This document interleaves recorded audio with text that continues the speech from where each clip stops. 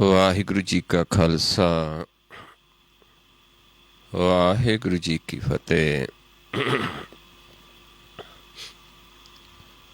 ਆਓ ਗੁਰੂ ਪਿਆਰੀ ਸਤਸੰਗ ਜੀਓ, ਆਓ ਸਾਰੇ ਸੰਗਤ ਰੂਪ ਵਿੱਚ ਜੁੜ ਕੇ ਸਤਿਗੁਰਾਂ ਦੀ ਬਾਣੀ ਦੀ ਵਿਚਾਰ ਕਰੀਏ, ਸਤਿਗੁਰਾਂ ਦੇ ਉਪਦੇਸ਼ ਨੂੰ ਸਮਝੀਏ, ਮੰਨੀਏ, ਕਮਾਉਣ ਦੀ ਕੋਸ਼ਿਸ਼ ਕਰੀਏ। ਆਪਾਂ ਵਿਚਾਰ ਰਹੇ ਹਾਂ ਆਸਾ ਰਾਗ ਦੇ ਵਿੱਚ ਮਹੱਲੇ ਪਹਿਲੇ ਦੀ ਬਾਣੀ। ਕੱਲ ਆਪਾਂ ਵਿਚਾਰ ਰਹੇ ਸੀ, ਵਿਚਾਰ ਸਮਾਪਤ ਕੀਤੀ ਸੀ ਕੱਲ ਨੂੰ। ਮਤ ਵਿੱਚ ਮਰਨ ਜੀਵਨ ਹੋਰ ਕੈਸਾ, ਜਾ ਜੀਵਾ ਤਾਂ ਜੁਗਤ ਨਾਹੀਂ। ਕਹਿ ਨਾਨਕ ਜੀਵਾਲੇ ਜੀ ਹਾਂ, ਜੈ ਭਾਵੈ ਤਹ ਰਾਖ ਤੂੰ ਹੀ। ਮਤ ਹੈ ਗੁਰ ਦੀ ਮਤ ਦੁਆਰਾ ਮਨ ਦਾ ਮਰਨਾ ਹੈ। ਫਿਰ ਮਰਨ ਤੋਂ ਬਾਅਦ ਜੋ ਜੀਵਨ ਪਦ ਪ੍ਰਾਪਤ ਹੁੰਦਾ ਹੈ,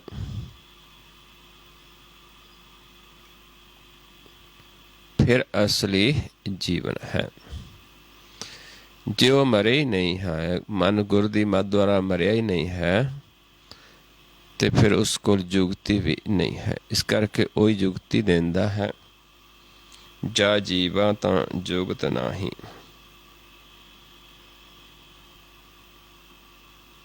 ਕਹਿ ਨਾਨਕ ਜੀਵਾਲੇ ਜੀਆਂ, ਜੈ ਭਾਵੈ ਤੈ ਰਾਖ ਤੂੰ। ਆਪ ਪ੍ਰਭੂ ਆਪਣੇ ਜਿਹੜੇ ਜੀਵ ਨੇ, ਜਿਨ੍ਹਾਂ ਮਨਾਂ ਨੂੰ ਖੁਸ਼ ਹੁੰਦਾ ਹੈ, ਉਹਨਾਂ ਨੂੰ ਗੁਰ ਦੀ ਮੱਤ ਦੁਆਰਾ ਜੀਵਨ ਮਰਨਾ ਸਿਖਾਉਂਦਾ ਹੈ। ਉਹਨਾਂ ਨੂੰ ਅਸਥੂਲ ਤੋਂ ਪ੍ਰਕਾਸ਼ ਕਰ ਦਿੰਦਾ ਹੈ, ਜਿੱਥੇ ਫਿਰ ਸਾਡਾ ਸਦੀਵੀ ਜੀਵਨ ਹੋ ਜਾਂਦਾ ਹੈ, ਜਿੱਥੇ ਮਨ ਨੂੰ ਫਿਰ 84 ਲੱਖ ਜੂਨਾਂ ਦੇ ਵਿੱਚ ਨਹੀਂ ਜਾਣਾ ਪੈਂਦਾ। ਅਮਰ ਪਦਵੀ ਮਿਲ ਜਾਂਦੀ ਹੈ, ਮੋਕਸ਼ ਪ੍ਰਾਪਤ ਹੁੰਦੀ ਹੈ। ਇੱਥੇ ਤੱਕ ਆਪਾਂ ਕੱਲ ਵਿਚਾਰ ਕੀਤੀ ਸੀ। ਆਓ ਇਸ ਤੋਂ ਅੱਗੇ ਸ਼ੁਰੂ ਕਰਦੇ ਹਾਂ। ਆਸਾ ਮਹੱਲਾ ਪਹਿਲਾ। ਅਗਲਾ ਸ਼ਬਦ ਹੈ ਮਹੱਲੇ ਪਹਿਲੇ ਦਾ ਆਸਾ ਰਾਗ ਦੇ ਵਿੱਚ। ਰਹੋ ਪੰਕਤੀਆਂ ਨੇ। ਪਾਂਡੇ ਐਸਾ ਬ੍ਰਹਮ ਵਿਚਾਰ, ਨਾਮੇ ਸੁਚ ਨਾਮੋ ਪੜੋ, ਨਾਮੇ ਚੱਜ ਆਚਾਰ। ਤੇ ਪੰਡਤ ਨੂੰ, ਪੰਡਤ ਕੌਣ ਹੈ? ਕੋਈ ਪੰਡਤ ਇੱਕ ਧਰਮ ਦਾ ਨਹੀਂ। ਪੰਡਤ ਹੁੰਦੇ ਨੇ ਜਿਹੜੇ ਗਿਆਨ ਲੋਕ ਨੇ। ਬੇਸ਼ੱਕ ਇੱਥੇ ਉਸ ਸਮੇਂ ਦੇ ਜਿਹੜੇ ਵਿਦਵਾਨ ਸੀ ਹਿੰਦੂ ਧਰਮ ਦੇ, ਹਿੰਦੂ ਮਤ ਦੇ, ਉਹਨਾਂ ਦੇ ਨਾਲ ਗੁਰੂ ਸਾਹਿਬ ਜੀ ਦੀ ਵਿਚਾਰ ਹੈ। ਉਸ ਪੰਡਤ ਨੂੰ, ਉਸ ਪਾਂਡੇ ਨੂੰ ਕਹਿ ਰਹੇ ਹਨ। ਲੇਕਿਨ ਪੰਡਤ ਵਿਦਵਾਨ ਹੁੰਦਾ, ਇਸ ਕਰਕੇ ਕਿਸੇ ਧਰਮ ਦੇ ਵਿੱਚ ਵੀ, ਕਿਸੇ ਵੀ ਮਤ ਦੇ ਵਿੱਚ ਕੋਈ ਵਿਦਵਾਨ ਹੈ, ਉਸ ਨੂੰ ਇਹ ਸੰਬੋਧਨ ਹੈ। ਪਾਂਡੇ ਐਸਾ ਬ੍ਰਹਮ ਵਿਚਾਰ, ਕਿ ਹੇ ਪੰਡਤ, ਤੂੰ ਐਸਾ ਬ੍ਰਹਮ ਦੀ ਵਿਚਾਰ ਕਰ। ਨਾਮੇ ਸੁਚ, ਨਾਮ ਦੁਆਰਾ ਹੀ ਮਨ ਨੂੰ ਸੁਚ ਕਿਵੇਂ ਕਰਨਾ ਹੈ, ਕਿਵੇਂ ਨਿਰਮਲ ਕਰਨਾ ਹੈ। ਨਾਮੋਂ ਪੜੋ, ਤੇ ਨਾਮ ਦਾ ਕੀ ਗਿਆਨ ਹੈ ਗੁਰਬਾਣੀ ਦੇ ਵਿੱਚ। ਨਾਮੇ ਚੱਜ ਆਚਾਰ, ਕਿ ਨਾਮ ਦੀ ਸੋਝੀ ਕਿਵੇਂ ਆਉਂਦੀ ਹੈ, ਕਿਹੜਾ ਉਹ ਆਚਾਰ ਹੈ ਜਿਸ ਦੁਆਰਾ ਨਾਮ ਸਾਡੇ ਹਿਰਦੇ ਦੇ ਵਿੱਚ ਵਸਦਾ ਹੈ। ਐਸੀ ਵਿਚਾਰ ਕਰ। ਇਹ ਪੰਡੇ ਨੂੰ ਕਹਿ ਰਹੇ ਉਸ ਸਮੇਂ ਦੇ, ਜਿਹੜਾ ਆਪਣੇ ਆਪ ਨੂੰ ਪੰਡਤ ਅਖਵਾਉਂਦਾ ਹੈ, ਜਿਹੜਾ ਆਪਣੇ ਆਪ ਨੂੰ ਵਿਦਵਾਨ ਅਖਵਾਉਂਦਾ ਹੈ। ਉਸ ਪੰਡਤ ਦੇ ਨਾਲ ਵਿਚਾਰ ਹੋਈ ਹੈ। ਆਓ ਹੁਣ ਸ਼ਬਦ ਸ਼ੁਰੂ ਕਰਦੇ ਹਾਂ। ਕਾਇਆ ਬ੍ਰਹਮਾ ਮਨ ਹੈ ਤੋਤੀ। ਹੁਣ ਜਿਹੜਾ ਬ੍ਰਾਹਮਣ ਹੈ, ਪੰਡਤ ਹੈ, ਉਸ ਸਮੇਂ ਪੰਡਤ ਸੀ, ਚਿੱਟੇ ਕੱਪੜੇ ਪਾ ਲੈਂਦੇ ਸੀ, ਧੋਤੀ ਲਾ ਲੈਂਦੇ ਸੀ, ਇੱਕ ਪੇਹ ਕਰ ਲੈਂਦੇ ਸੀ, ਟਿੱਕਾ ਲਾ ਲੈਂਦੇ ਸੀ, ਤੇ ਉਸ ਨੂੰ ਫਿਰ ਸਮਝਾਉਂਦੇ ਨੇ ਜਨੇਊ ਪਾ ਲੈਣਾ, ਟਿੱਕਾ ਲਾ ਲੈਣਾ, ਧੋਤੀ ਲਾ ਲੈਣੀ ਬਾਹਰੀ ਤਨ ਨੂੰ। ਤੇ ਇੱਥੇ ਹੁਣ ਕੀ ਸਮਝਾਉਂਦੇ ਨੇ ਕਿ ਕਾਇਆ ਬ੍ਰਹਮਾ। ਕਾਇਆ ਕੀ ਹੈ? ਆਪਣਾ ਇਹ ਜਿੱਥੇ 7 ਦਰਵਾਜ਼ੇ ਨੇ ਸਾਡੇ ਮਨ ਦੇ, ਇੱਥੇ ਮੁਖ ਤੇ, ਇੱਥੇ ਦਾ ਭੇਦ ਹੈ ਕਾਇਆ ਜਿਹੜੀ ਹੈ। ਜਿੱਥੇ 2 ਨੇਤਰ ਨੇ, 2 ਸੁਰਾਂ ਨੇ, ਮੁਖ ਹੈ, ਕੰਨ ਨੇ, ਇਹ ਸਾਡਾ ਜਿਹੜਾ ਇਹ ਫੇਸ ਹੈ ਇਹ ਕਾਇਆ ਹੈ। ਇਸਨੂੰ ਬ੍ਰਹਮਾ ਕਹਿ ਦਿੱਤਾ ਹੈ। ਮਨ ਹੈ ਧੋਤੀ, ਤੇ ਇਸ ਦੇ ਉੱਤੇ ਜਦੋਂ ਪ੍ਰਕਾਸ਼ ਹੋ ਜਾਂਦਾ ਹੈ, ਇਹ ਸਾਡਾ ਅਲੋਪ ਹੋ ਜਾਂਦਾ ਹੈ, ਗੁਪਤ ਹੋ ਜਾਂਦਾ, ਉੱਤੇ ਪ੍ਰਕਾਸ਼ ਹੋ ਜਾਂਦਾ ਹੈ, ਉਹ ਫਿਰ ਮਨ ਰੂਪੀ ਪ੍ਰਕਾਸ਼ ਇੱਥੇ ਧੋਤੀ ਬਣ ਜਾਂਦਾ ਹੈ। ਗਿਆਨ ਜਨੇਊ,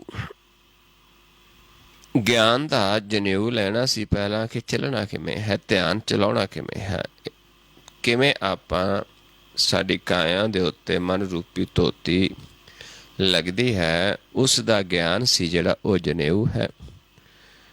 ਤੇ ਗਿਆਨ ਦੁਆਰਾ ਸੁਰਤੀ ਨੇ ਕਿਵੇਂ ਚੱਲ ਕੇ ਜਾਣਾ ਸੀ ਧਿਆਨ ਦੇ ਵਿੱਚ, ਧਿਆਨ ਨੇ ਕਿਵੇਂ ਸੁਰਤੀ ਦੁਆਰਾ ਚੱਲ ਕੇ ਜਾਣਾ ਸੀ, ਉਹ ਸਾਰਾ ਟਿੱਕਾ ਸੀ, ਜੋ ਕਿ ਜਿਵੇਂ ਆਪਾਂ ਅਭਿਆਸ ਕਰਦੇ ਹਾਂ ਕਿ ਕਿਵੇਂ ਮਨ ਪਹਿਲਾਂ ਇਸ ਪੁਆਇੰਟ ਤੇ ਆਉਂਦਾ ਹੈ, ਇੱਥੋਂ ਫਿਰ ਧਿਆਨ ਉੱਤੇ ਜਾਂਦਾ ਹੈ। ਇਹ ਟਿੱਕਾ ਲਾਉਣਾ ਸੀ, ਧਿਆਨ ਕੁਸਪਾਤੀ।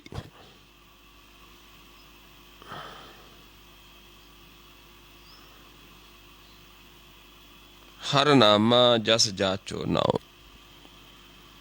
ਵੀ ਹਰੀ ਦਾ ਨਾਮ, ਉਸ ਦਾ ਜਸ ਨੂੰ ਜਾਚਣਾ ਹੈ। ਉਹ ਨਾਮ ਹੈ ਹਰੀ ਦਾ ਜਿਹੜਾ ਗੁਰ ਪ੍ਰਸਾਦੀ ਬ੍ਰਹਮ ਸਮਾਓ। ਉਹ ਫਿਰ ਜਿਹੜੇ ਉਸ ਪ੍ਰਭੂ ਦਾ ਜਸ ਗਾਉਂਦੇ ਨੇ, ਉਹਨਾਂ ਤੋਂ ਗਿਆਨ ਲੈ ਕੇ, ਗਿਆਨ ਕੀ ਹੈ? ਗੁਰ। ਤੇ ਗੁਰ ਦੀ ਕਿਰਪਾ ਦੇ ਨਾਲ ਫਿਰ ਬ੍ਰਹਮ ਦੇ ਵਿੱਚ ਸਮਾਇਆ ਜਾਂਦਾ ਹੈ। ਫਿਰ ਜਾ ਕੇ ਬ੍ਰਹਮ ਦਾ ਗਿਆਨ ਹੁੰਦਾ ਹੈ, ਫਿਰ ਬ੍ਰਹਮਣ ਬਣਦਾ ਹੈ। ਬਾਰੀ ਭੇਖ ਦੇ ਨਾਲ ਬ੍ਰਹਮ ਦਾ ਗਿਆਨ ਨਹੀਂ ਹੁੰਦਾ, ਬ੍ਰਹਮ ਵਿੱਚ ਸਮਾ ਨਹੀਂ ਸਕਦੇ। ਇਸ ਕਰਕੇ ਕਾਇਆ ਨੂੰ ਜਿਹੜਾ ਬ੍ਰਹਮਾ ਹੈ, ਇਸ ਦੇ ਉੱਤੇ ਧੋਤੀ ਲਾਉਣੀ ਹੈ, ਮਨ ਰੂਪੀ ਪ੍ਰਕਾਸ਼ ਹੋ ਜਾਂਦਾ ਹੈ, ਮੁਖ ਸਾਰਾ ਪ੍ਰਕਾਸ਼ ਹੋ ਗਿਆ। ਜਦੋਂ ਇਹ ਸਾਡਾ ਫੇਸ ਟੱਕ ਹੋ ਜਾਂਦਾ, ਇਸ ਤੇ ਪ੍ਰਕਾਸ਼ ਪ੍ਰਗਟ ਹੋ ਜਾਂਦਾ, ਉਹ ਮਨ ਹੈ। ਤੇ ਗਿਆਨ ਦਾ ਜਨੇਊ ਪਾਉਣਾ ਸੀ ਤੇ ਧਿਆਨ ਦਾ ਟਿੱਕਾ ਲਾਉਣਾ ਸੀ। ਇਸ ਨੂੰ ਕੌਣ ਲਾਉਂਦਾ ਹੈ? ਜਿਹੜੇ ਇਸ ਜਸ ਦੇ ਜਾਚਕ ਨੇ, ਉਹ ਗੁਰ ਦਾ ਗਿਆਨ ਲੈ ਕੇ ਬ੍ਰਹਮ ਸਮਾਉਂਦੇ ਨੇ।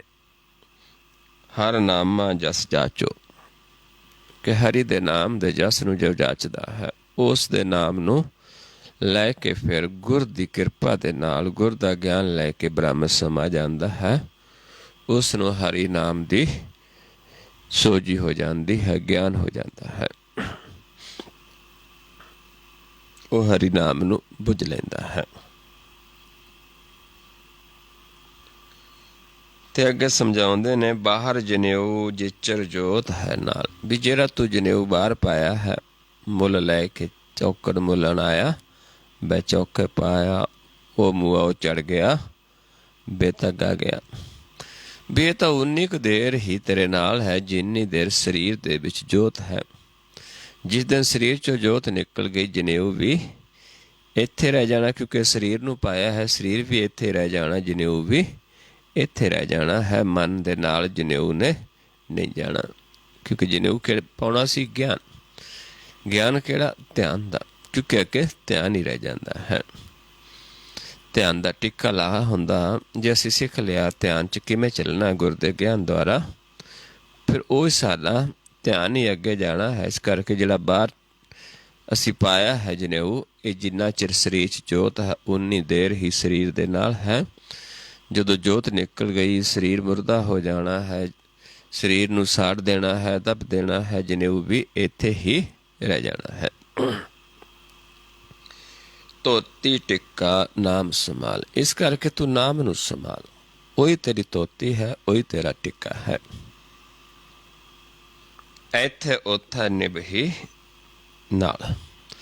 ਜਿਹੜਾ ਇੱਥੇ ਵੀ ਤੇਰੇ ਨਾਲ ਹੀ ਰਹੇਗਾ ਤੇ ਅੱਗੇ ਵੀ ਨਾਲ ਨਿਭੇਗਾ। ਜਿਸਨੂੰ ਮਹਾਰਾਜ ਸਮਝਾਉਂਦੇ ਨੇ ਕਿ ਜਿਹੜਾ ਇੱਥੇ ਦਾ ਹੈ, ਚੌਕੜ ਮੁੱਲ ਅਨਾਇਆ ਵਹਿ ਚੌਕੇ ਪਾਇਆ, ਸਿੱਖਾ ਕੰਨ ਚੜਾਈਆਂ ਗੁਰ ਬ੍ਰਾਹਮਣ ਥੀਆ, ਉਹ ਮੂਆ ਉਹ ਚੜ ਪਿਆ ਬੇਤਗਾ ਗਿਆ।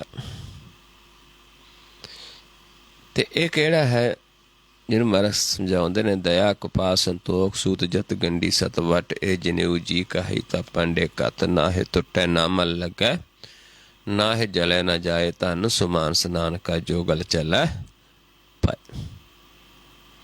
ਵੀ ਉਹ ਧਨ ਹੈ ਜਿਹੜਾ ਐਸਾ ਜਨੇਊ ਪਾਉਂਦੇ ਨੇ ਜਿਹੜਾ ਨਾ ਟੁੱਟਦਾ ਹੈ, ਨਾ ਸਰਦਾ ਹੈ, ਨਾ ਗਲਦਾ ਹੈ, ਨਾ ਮੈਲ ਲੱਗਦੀ ਹੈ,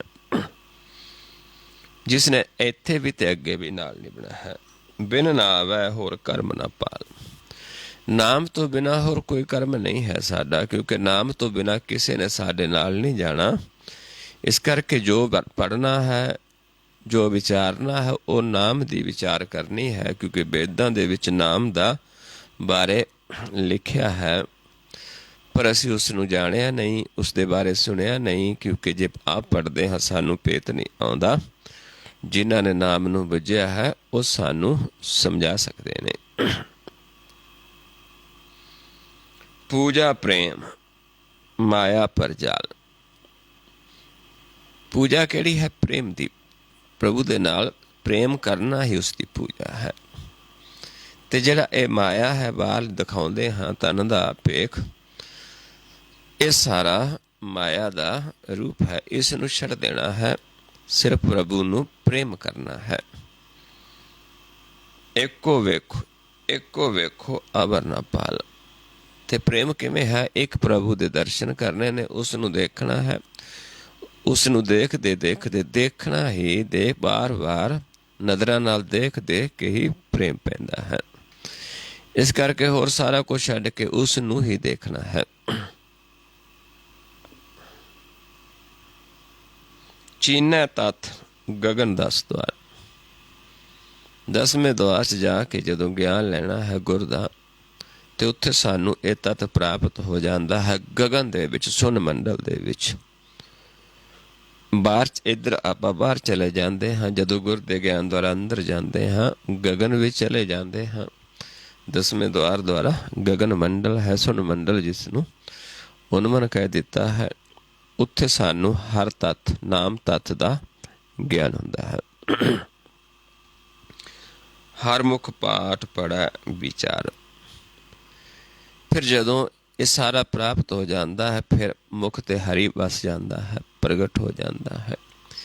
ਫਿਰ ਅਸੀਂ ਵੇਦਾਂ ਸ਼ਾਸਤਰਾਂ ਨੂੰ ਪੜ੍ਹਦੇ ਹਾਂ, ਫਿਰ ਉਸ ਦੀ ਵਿਚਾਰ ਕਰ ਸਕਦੇ ਹਾਂ, ਕਿਉਂਕਿ ਇਹ ਜਿਹੜੇ ਵੇਦ ਸ਼ਾਸਤਰ ਨੇ ਆਪ ਪਰਮੇਸ਼ਰ ਨੇ ਆਪਣੇ ਜਨਾਂ ਦੁਆਰਾ ਲਿਖਾਏ ਹੋਏ ਨੇ, ਆਪ ਪ੍ਰਗਟ ਹੋ ਕੇ ਆਪ ਉਹਨਾਂ ਦੇ ਮਨ ਦੇ ਵਿੱਚ, ਹਿਰਦੇ ਵਿੱਚ ਵਸ ਕੇ ਲਿਖਾਏ ਨੇ। ਇਸ ਕਰਕੇ ਇਹ ਸਮਝ ਵੀ ਉਦੋਂ ਹੀ ਆਉਂਦੇ ਨੇ ਜਦੋਂ ਸਾਡੇ ਹਿਰਦੇ 'ਚ ਆਪ ਪ੍ਰਗਟ ਹੋ ਜਾਂਦਾ ਹੈ, ਮੁਖ ਤੇ ਆਪ ਬੋਲਦਾ ਹੈ, ਆ ਵਸਦਾ ਹੈ।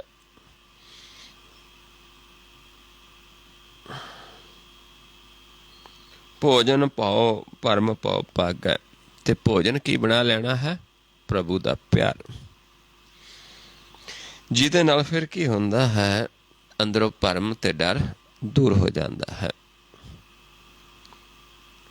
ਪਾਹਰੂਅਰਾ ਸ਼ਬਦ ਚੋਰ ਨਾ ਲਾਗੈ। ਜਦੋਂ ਸਾਡੀ ਪ੍ਰੀਤ ਪੈ ਜਾਂਦੀ ਹੈ ਉਸ ਪ੍ਰਭੂ ਦੇ ਨਾਲ, ਸਾਡਾ ਭੋਜਨ ਹੀ ਉਸ ਦਾ ਪਿਆਰ ਬਣ ਜਾਂਦਾ ਹੈ। ਫਿਰ ਉਹ ਵੀ ਹਰ ਸਮੇਂ ਸਾਡੇ ਸਨਮੁਖ ਹੈ, ਸਦਾ ਸਾਡੇ ਸਾਹਮਣੇ ਪ੍ਰਗਟ ਰਹਿੰਦਾ ਹੈ। ਫਿਰ ਉਸ ਦਾ ਪੈਰਾ ਹੋ ਜਾਂਦਾ ਹੈ। ਫਿਰ ਸਾਨੂੰ ਚੋਰ ਠੱਗ ਨਹੀਂ ਸਕਦੇ।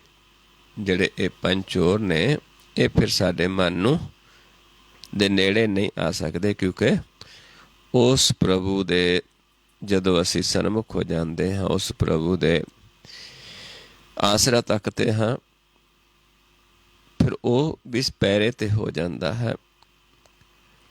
ਫਿਰ ਇਹ ਚੋਰ ਸਾਡੇ ਨੇੜੇ ਨਹੀਂ ਆਉਂਦੇ, ਮਨ ਦੇ ਨੇੜੇ ਨਹੀਂ ਆਉਂਦੇ। ਤਿਲਕ ਲਿਲਾਟ ਜਾਣੇ ਪ੍ਰਭ ਏਕ। ਜਿਹੜਾ ਤੂੰ ਇਹ ਟਿੱਕਾ ਲਾਉਣਾ ਹੈ, ਇਹੀ ਟਿੱਕਾ ਤਾਂ ਹੀ ਹੈ ਜੇ ਤੂੰ ਇੱਕ ਪ੍ਰਭੂ ਨੂੰ ਜਾਣ ਲਿਆ ਹੈ, ਉਹੀ ਤੇਰਾ ਟਿੱਕਾ ਹੈ। ਜੇ ਸਿਰਫ ਤਨ ਤੇ ਮਸਤਕ ਤੇ ਟਿੱਕਾ ਲਗਾ ਲਿਆ, ਉਹ ਇੱਕ ਬਾਰੀ ਭੇਖ ਹੈ, ਉਹ ਇੱਕ ਮਾਇਆ ਹੈ। ਜੇ ਤੂੰ ਇਸ ਪ੍ਰਭੂ ਨੂੰ ਜਾਣ ਲਿਆ, ਸਮਝ ਲਓ ਤੁਸੀਂ ਮਸਤਕ ਤੇ ਟਿੱਕਾ ਲਗਾ ਲਿਆ ਹੈ, ਜੋ ਤਿਲਕ ਹੈ। ਬੂਝੈ ਬ੍ਰਹਮ ਅੰਤਰ ਵਿਵੇਕ, ਤੇ ਅੰਦਰ ਬ੍ਰਹਮ ਨੂੰ ਬੁੱਝ ਲਿਆ ਤੇ ਸਾਡੀ ਮਤ ਵਿਵੇਕ ਹੋ ਜਾਂਦੀ ਹੈ। ਫਿਰ ਉਸ ਪ੍ਰਭੂ ਦਾ ਪਿਆਰ ਪੈਦਾ ਹੋ ਜਾਂਦਾ ਹੈ। ਫਿਰ ਸਾਨੂੰ ਚੋਰ ਨੇੜੇ ਨਹੀਂ ਆਉਂਦੇ। ਆਚਾਰ ਹੀ ਨਹੀਂ ਜੀਤਿਆ ਜਾਏ, ਕਿਉਂਕਿ ਜਦੋਂ ਅੰਦਰ ਵਿਵੇਕ ਮਤ ਹੋ ਜਾਂਦੀ ਹੈ, ਫਿਰ ਹੀ ਸਾਨੂੰ ਉਹ ਵਿਚਾਰ ਆਉਂਦੀ ਹੈ ਨਾਮ ਦੀ। ਫਿਰ ਨਾਮ ਦਾ ਭੇਤ ਆਉਂਦਾ ਹੈ। ਜਿੱਥੇ ਆਪਾਂ ਰੋ ਪੰਕਤੀਆਂ ਪੜ੍ਹ ਕੇ ਆਏ ਹਾਂ ਕਿ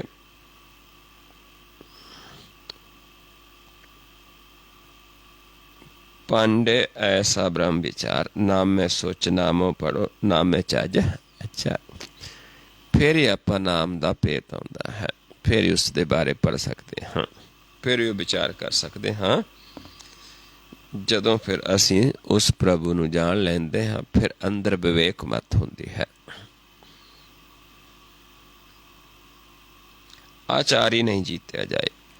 ਹੋਰ ਜੇ ਅਸੀਂ ਬਾਹਰੀ ਦਿਖਾਵਾ ਕਰਦੇ ਹਾਂ, ਆਚਾਰ ਵਿਹਾਰ ਕਰਦੇ ਹਾਂ, ਇੱਦਾਂ ਉਸ ਪ੍ਰਭੂ ਨੂੰ ਨਹੀਂ ਪਾਇਆ ਜਾ ਸਕਦਾ, ਕਿਉਂਕਿ ਮਨ ਨੂੰ ਜਿੱਤਣਾ ਪੈਂਦਾ ਹੈ, ਪੰਜਾਂ ਤੋਂ ਛੁਡਾਉਣਾ ਪੈਂਦਾ ਹੈ। ਜਦ ਤੱਕ ਮਨ ਗੁਰ ਦਾ ਗਿਆਨ ਲੈ ਕੇ ਨਹੀਂ ਲੈਂਦਾ, ਜਿੱਤ ਨਹੀਂ ਸਕਦਾ। ਆਚਾਰ ਦੇ ਨਾਲ ਨਹੀਂ ਜਿੱਤਿਆ ਜਾ ਸਕਦਾ।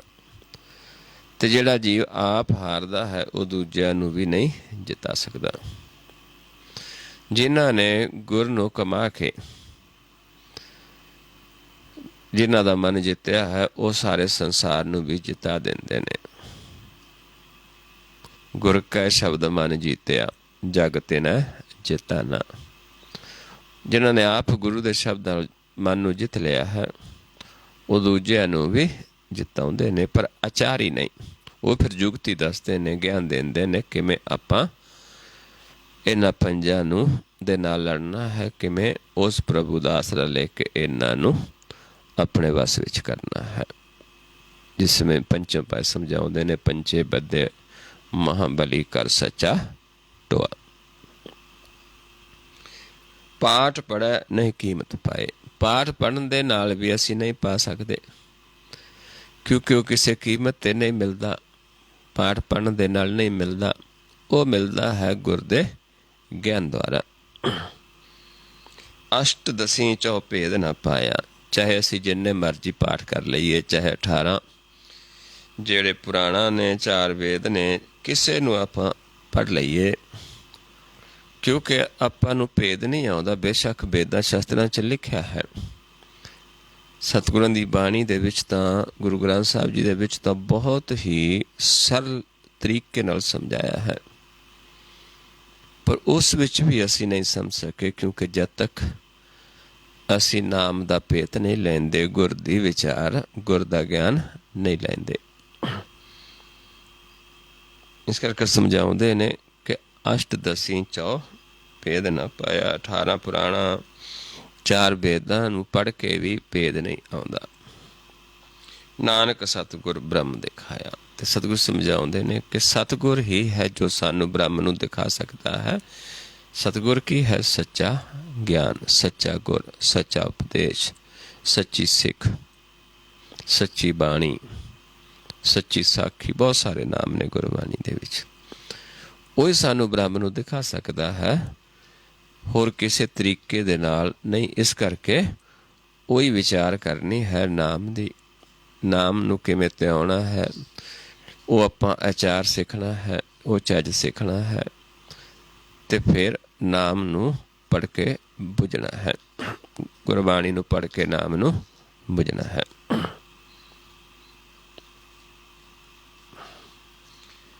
ਅਗਲਾ ਸ਼ਬਦ ਹੈ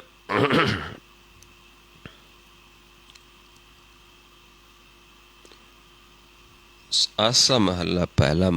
ਆਸਾ ਰਾਗ ਦੇ ਵਿੱਚ ਮਹੱਲੇ ਪਹਿਲੇ ਦਾ ਸ਼ਬਦ ਹੈ। ਰਹੋ ਪੰਕਤੀਆਂ ਨੇ। ਸਾਚ ਨਾਮ ਗੁਰ ਸ਼ਬਦ ਵਿਚਾਰ, ਗੁਰਮੁਖ ਸਾਚੇ ਸਾਚਾ ਦਰਬਾਰ। ਵੀ ਸੱਚਾ ਨਾਮ ਕੀ ਹੈ? ਗੁਰ ਸ਼ਬਦ ਦੀ ਵਿਚਾਰ।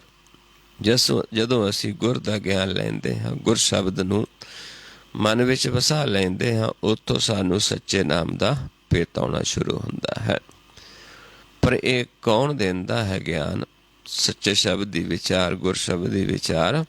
ਜਿਹੜੇ ਗੁਰਮੁਖ ਨੇ ਉਹ ਸੱਚੇ ਨੇ, ਕਿਉਂਕਿ ਉਸ ਸੱਚੇ ਦਰਬਾਰ ਦੇ ਵਿੱਚ ਉਹਨਾਂ ਦਾ ਵਾਸਾ ਹੈ। ਉਹ ਫਿਰ ਇਹ ਗੁਰ ਸ਼ਬਦ ਦੀ ਵਿਚਾਰ ਦਿੰਦੇ ਨੇ। ਉਹਨਾਂ ਵੱਲੋਂ ਦਿੱਤਾ ਗੁਰ ਦਾ ਜਿਹੜਾ ਗਿਆਨ ਹੈ, ਉਸੇ ਨੂੰ ਫਿਰ ਸੱਚਾ ਨਾਮ ਵੀ ਕਹਿ ਦਿੱਤਾ ਹੈ। ਉਸ ਦੁਆਰਾ ਹੀ ਸਾਨੂੰ ਸੱਚੇ ਨਾਮ ਦਾ ਭੇਤ ਆਉਂਦਾ ਹੈ। ਇਹ ਰਹੋ ਪੰਕਤੀਆਂ ਨੇ ਸ਼ਬਦੀਆਂ।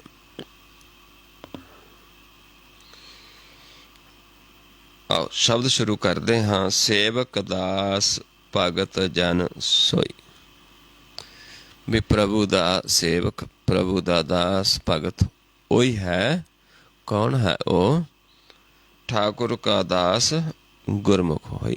ਕਿ ਉਸ ਪ੍ਰਭੂ ਦਾ ਜਿਹੜਾ ਦਾਸ ਹੈ, ਸੇਵਕ ਹੈ, ਭਗਤ ਹੈ, ਉਹ ਗੁਰਮੁਖ ਹੈ। ਕਿਉਂਕਿ ਗੁਰਮੁਖ ਨੂੰ ਆਪ ਪ੍ਰਭੂ ਨੇ ਇਸ ਕੰਮ ਦੇ ਵਿੱਚ ਲਾਇਆ ਹੈ। ਆਪ ਉਸਨੇ ਆਪਣਾ ਗਿਆਨ ਦਾ ਖਜ਼ਾਨਾ ਬਖਸ਼ਿਸ਼ ਕੀਤਾ ਹੈ। ਆਪ ਉਸ ਦੀ ਰਸਨਾ ਤੇ ਵਸਦਾ ਹੈ। ਜਿਨ ਸਿਰ ਸਾਜੀ ਤਿਨ ਫੁਨ ਗੋਈ। ਜਿਹਨੇ ਇਹ ਸਾਰੀ ਸ੍ਰਿਸ਼ਟੀ ਸਾਜੀ ਹੈ, ਸਭ ਨੂੰ ਪੈਦਾ ਕੀਤਾ ਹੈ, ਉਸ ਪ੍ਰਭੂ ਨੇ ਦਾ ਜਿਹੜਾ ਸੇਵਕ ਹੈ, ਭਗਤ ਹੈ, ਉਹ ਗੁਰਮੁਖ ਹੈ। ਤਿਸ ਬਿਨ ਦੂਜਾ ਅਵਰ ਨਾ ਕੋਈ। ਉਸ ਤੋਂ ਬਿਨਾਂ ਦੂਜਾ ਨਹੀਂ।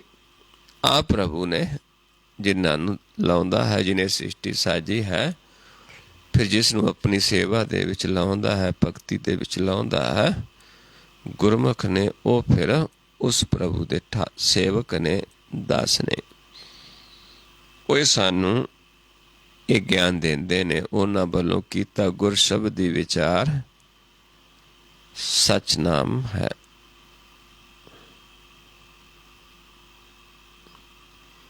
ਸੱਚਾ ਅਰਜ ਸੱਚੀ ਅਰਦਾਸ। ਉਸ ਪ੍ਰਭੂ ਦੇ ਅੱਗੇ ਅਰਜ਼ੋਈ ਹੈ। ਸੱਚੀ ਅਰਦਾਸ ਕੌਣ ਕਰਦਾ ਹੈ? ਜਿਹੜੇ ਉਹਦੇ ਜਨ ਨੇ।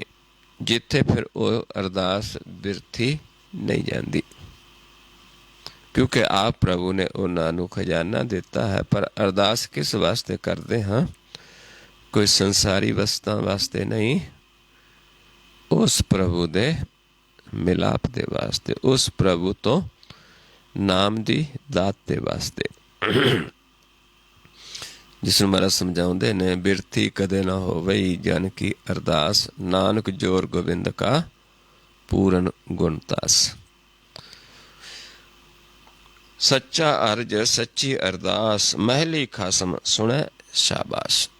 ਤੇ ਉਹਨਾਂ ਦੀ ਜਿਹੜੀ ਅਰਦਾਸ ਹੈ, ਅਰਜ਼ੋਈ ਹੈ, ਬੇਨਤੀ ਹੈ, ਆਪ ਪ੍ਰਭੂ ਸੁਣਦਾ ਹੈ ਮਹਿਲ ਦੇ ਵਿੱਚ ਬੈਠਾ। ਕਿਉਂਕਿ ਉਹ ਪ੍ਰਭੂ ਦੇ ਅੱਗੇ ਅਰਦਾਸ ਕਰਦੇ ਹਨ, ਜਿੱਥੇ ਬਿਰਥੀ ਨਹੀਂ ਹੁੰਦੀ, ਜਿੱਥੇ ਆਪ ਸਾਨੂੰ ਤ੍ਰੈ ਗੁਣਾ ਤੋਂ ਨਿਰਾਰਾ ਰੱਖਣ ਵਾਲਾ ਹੈ ਪ੍ਰਭੂ।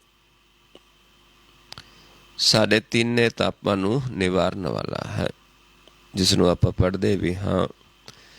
ਤੀਨੇ ਤਾਪ ਨਿਵਾਰਨ ਹਾਰਾ, ਦੁੱਖ ਹੰਤਾ ਸੁਖ ਰਾਸ, ਤਾਕੋ ਬਿਗਨ ਨਾ ਕੋ ਲਾਗੈ, ਜਾ ਕੀ ਪ੍ਰਭ ਆਗੈ ਅਰਦਾਸ।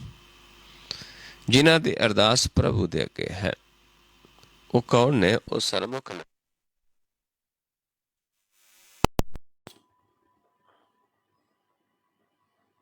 ਉਹ ਫਿਰ ਉਸ ਪ੍ਰਭੂ ਦੇ ਅੱਗੇ ਅਰਦਾਸ ਕਰਦੇ ਨੇ।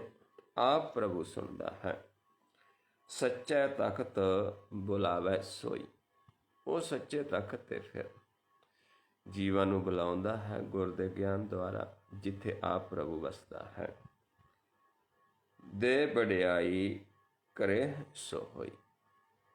ਜਿਸ ਨੂੰ ਆਪ ਇਹ ਵਡਿਆਈ ਬਖਸ਼ਿਸ਼ ਕਰਦਾ ਹੈ, ਦਿੰਦਾ ਹੈ, ਉਹ ਫਿਰ ਸਾਨੂੰ ਉਸ ਪ੍ਰਭੂ ਦੇ ਸਨਮੁਖ ਕਰਦਾ ਹੈ, ਮਹਿਲ ਦੇ ਵਿੱਚ ਬੁਲਾਉਂਦਾ ਹੈ।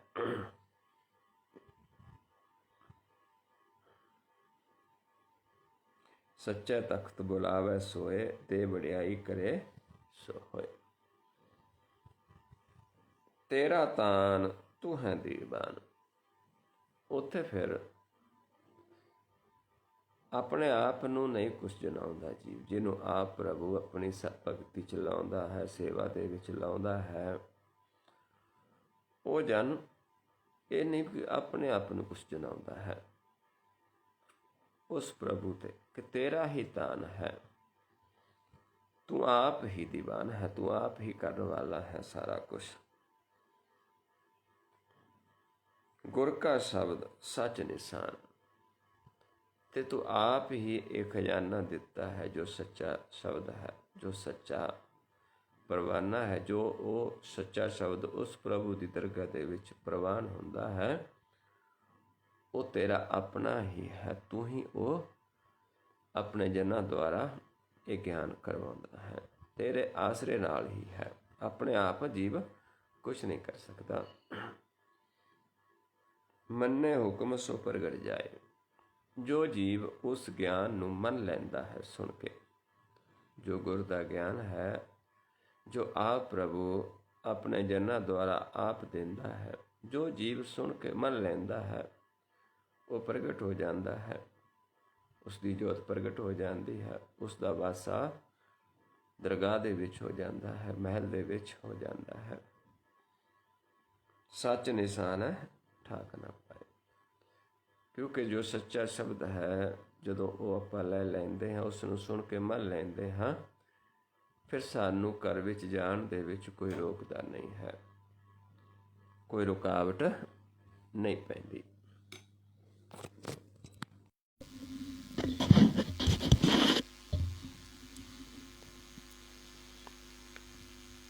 ਅੱਗੇ ਸਮਝਾਉਂਦੇ ਨੇ,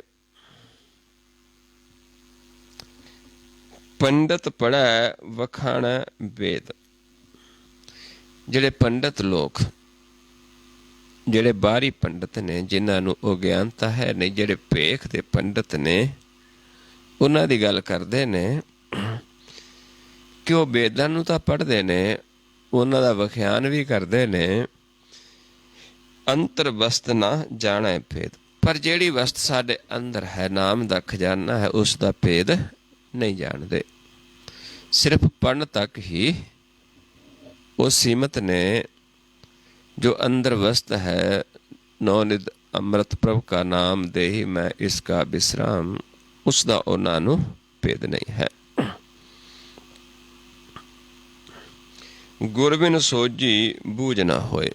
ਜਦ ਤੱਕ ਗੁਰ ਦਾ ਗਿਆਨ ਨਹੀਂ ਲੈਂਦੇ, ਸਾਨੂੰ ਨਾ ਸੋਝੀ ਆਉਂਦੀ ਹੈ, ਨਾ ਅਸੀਂ ਉਸ ਨੂੰ ਬੁੱਝ ਸਕਦੇ ਹਾਂ। ਕਿਉਂਕਿ ਗੁਰ ਦੀ ਮੱਤ ਤੋਂ ਬਿਨਾਂ ਕੋਈ ਸੋਝੀ ਨਹੀਂ ਆਉਂਦੀ। ਅਸੀਂ ਉਸ ਮਾਲਕ ਨੂੰ, ਉਸ ਦੇ ਨਾਮ ਨੂੰ ਬੁੱਝ ਨਹੀਂ ਸਕਦੇ। ਜਿਹੜੇ ਸਿਰਫ ਪੜ੍ਹਨ ਤੱਕ ਨੇ, ਅੰਦਰ ਭੇਦ ਨਹੀਂ ਜਾਣਦੇ, ਉਹ ਫਿਰ ਸਾਨੂੰ ਗੁਰ ਵੀ ਨਹੀਂ ਦੇ ਸਕਦੇ, ਗਿਆਨ ਵੀ ਨਹੀਂ ਦੇ ਸਕਦੇ। ਸਾਚਾ ਰਵ ਰਿਹਾ ਪ੍ਰਭ ਸੋਏ। ਉਹ ਹਰ ਥਾਂ ਤੇ ਹੈ ਪ੍ਰਭੂ, ਕੋਈ ਐਸੀ ਜਗ੍ਹਾ ਨਹੀਂ ਜਿੱਥੇ ਨਹੀਂ ਹੈ। ਪਰ ਜਦ ਤੱਕ ਅੰਦਰ ਅਸੀਂ ਦੇਖ ਨਹੀਂ ਲੈਂਦੇ, ਗੁਰ ਦਾ ਗਿਆਨ ਲੈ ਕੇ ਦੇਖ ਨਹੀਂ ਲੈਂਦੇ, ਤੇ ਸਾਡਾ ਭਰਮ ਦੂਰ ਨਹੀਂ ਹੁੰਦਾ। ਉਹ ਗੁਰ ਤੋਂ ਹੀ ਸਾਨੂੰ ਹੋਣਾ ਹੈ। ਇਸ ਕਰਕੇ ਜਿਹੜੇ ਜੀਵ ਸਿਰਫ ਪੰਡਤ ਬਣ ਕੇ ਵੇਦਾਂ ਨੂੰ ਪੜ੍ਹ ਕੇ ਵਿਖਿਆਨ ਹੀ ਕਰਦੇ ਨੇ, ਅੰਦਰ ਭੇਦ ਨਹੀਂ, ਉਹਨਾਂ ਨੂੰ ਇਸ ਦਾ ਗਿਆਨ ਨਹੀਂ ਹੈ। ਕਿਉਂਕਿ ਇਹ ਤਾਂ ਗੁਰ ਦੇ ਗਿਆਨ ਦੁਆਰਾ ਸੋਝੀ ਆਉਣੀ ਹੈ। ਫਿਰ ਹੀ ਅਸੀਂ ਦੇਖ ਸਕਦੇ ਹਾਂ ਕਿ ਪਰਮੇਸ਼ਰ ਤਾਂ ਜਰੇ ਜਰੇ ਵਿੱਚ ਹੈ, ਕਣ ਕਣ ਵਿੱਚ ਹੈ, ਹਰ ਥਾਂ ਰਵਿਆ ਹੈ। ਕਿਆ ਹੋ ਆਖਾਂ ਆਖ ਵਖਾਣੀ। ਤੇ ਇੱਥੇ ਫਿਰ ਸਮਝਾਉਂਦੇ ਨੇ, ਜਿਹੜੇ ਜੀਵ ਪ੍ਰਭੂ ਨੂੰ ਜਾਣ ਲੈਂਦੇ ਨੇ, ਜਿਵੇਂ ਆਪਾਂ ਪਹਿਲਾਂ ਹੀ ਵਿਚਾਰਿਆ ਹੈ, ਕਿ ਉਹ ਇੱਕ ਅਵਸਥਾ ਹੈ ਕਿ ਜਦੋਂ ਜੀਵ ਕਹਿੰਦਾ ਮੈਂ ਨਹੀਂ ਕੁਛ ਕਰ ਸਕਦਾ, ਮੈਂ ਤੇਰੇ ਬਾਰੇ ਨਹੀਂ ਆਖ ਸਕਦਾ, ਕਿਉਂਕਿ ਆਖੇ ਹੀ ਨਹੀਂ ਜਾ ਸਕਦਾ। ਹਾਂ ਕਿਆ ਆਖਾਂ ਆਖ ਵਖਾਣੀ, ਵੀ ਮੈਂ ਕਿਆ ਆਖਾਂ।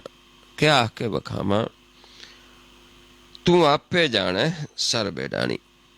क्यों ਇਹ ਤਾਂ ਤੂੰ ਖੁਦ ਹੀ ਜਾਣਦਾ ਹੈ। ਤੂੰ ਕਰਾਏ ਤਾਂ ਅਸੀਂ ਕੁਛ ਵੀ ਕਰ ਸਕਦੇ ਹਾਂ। ਜੇ ਤੂੰ ਚਾਹੇ ਤੂੰ ਗੂੰਗਿਆਂ ਤੋਂ ਬੁਲਾ ਸਕਦਾ ਹੈ, ਤੂੰ ਬੋਲਿਆਂ ਨੂੰ ਸੁਣ ਲਾ ਸਕਦਾ ਹੈ, ਤੇ ਤੂੰ ਅੰਧਿਆਂ ਨੂੰ ਦਿਸਣ ਲਾ ਸਕਦਾ ਹੈ, ਤੂੰ ਪਿੰਗਲਾਂ ਨੂੰ ਪਰਬਤ ਤੇ ਚੜਾ ਸਕਦਾ ਹੈ। ਪਰ ਅਸੀਂ ਆਪ ਨਹੀਂ ਕਰ ਸਕਦੇ। ਇਸ ਕਰਕੇ ਇਸ ਮਾਰਗ ਤੇ ਕਦੇ ਕਿਸੇ ਨੇ ਕੁਛ ਨਹੀਂ ਕਿਹਾ ਕਿ ਮੈਂ ਕਰਦਾ ਹਾਂ। ਇੱਥੇ ਤੱਕ ਕਿਹਾ ਹੈ ਕਿ ਅਸੀਂ ਕਰ ਹੀ ਨਹੀਂ ਸਕਦੇ। ਜੋ ਕਰਨਾ ਹਰੀ ਨੇ ਕਰਨਾ ਹੈ।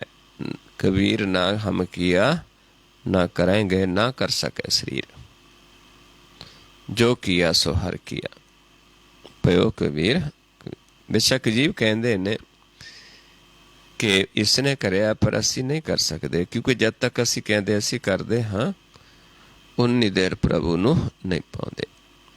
ਉਹ ਕਰਾਵੇ, ਉਹ ਕੁਛ ਵੀ ਕਰਵਾ ਸਕਦਾ ਹੈ।